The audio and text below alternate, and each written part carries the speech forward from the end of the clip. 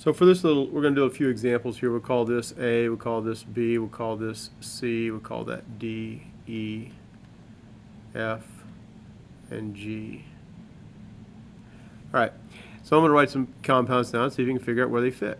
So the first one, after each one, just go ahead and pause so that I don't have to pause the video and make the video longer. So if I did that one, that would be what? By now you paused, you found out it was G. So it is a ternary acid. It's a polyatomic ion acid, so the ic becomes 8 becomes icamine. It's phosphate, PO4 is phosphate right there. So you'd have phosphic acid, but by convention we call it phosphoric. That's tradition. So phosphoric acid is the proper name for that. Another one.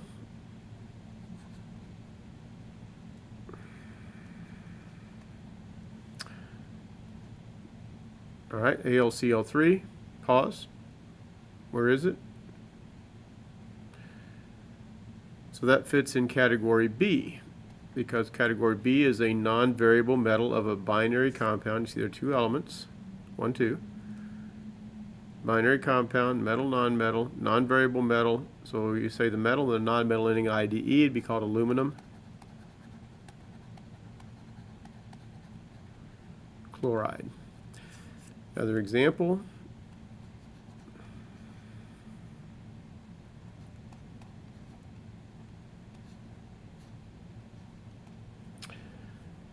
Where is it?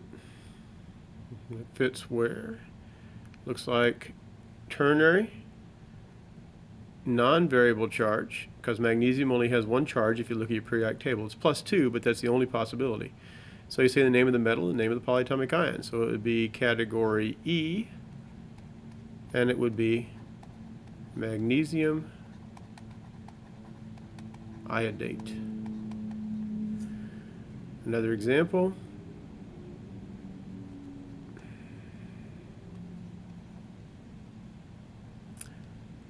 Where is it? So manganese carbonate. Let's see, manganese is and MnCO3 is 3 elements, so ternary compound. Manganese, if you look at the table, has a boatload of charges. So we have to say the metal, the charge, and the polyatomic ion. In this case, the metal is manganese. So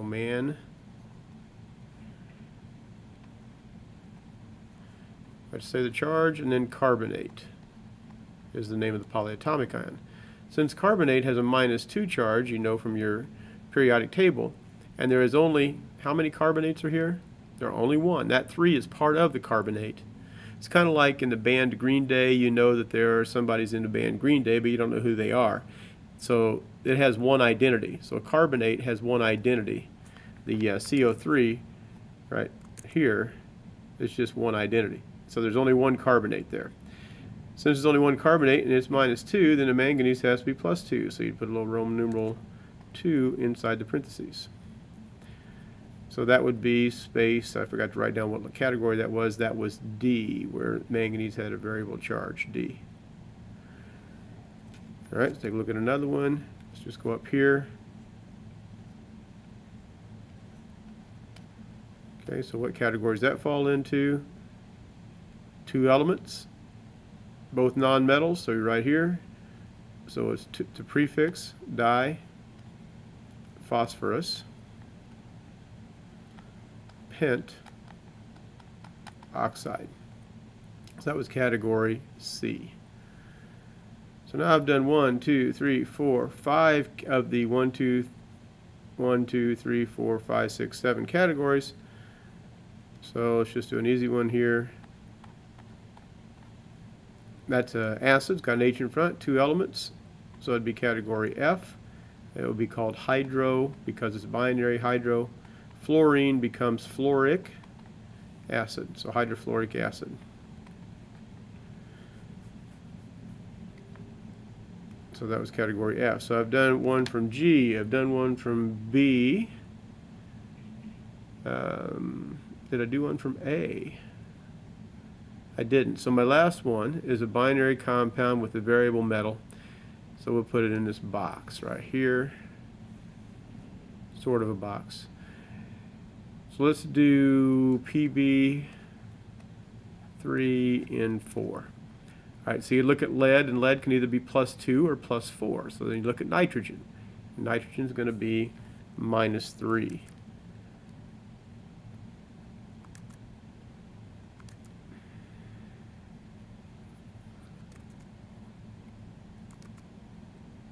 There we go. So it's -3. So if that's -3, then 3 times 4 is -12. Well, -12 has to be balanced by a +12 over here, and there's 3 of them.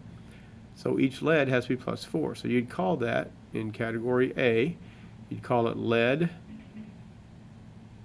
4. Can you read that? That is an IV, like Roman numeral 4. Oops.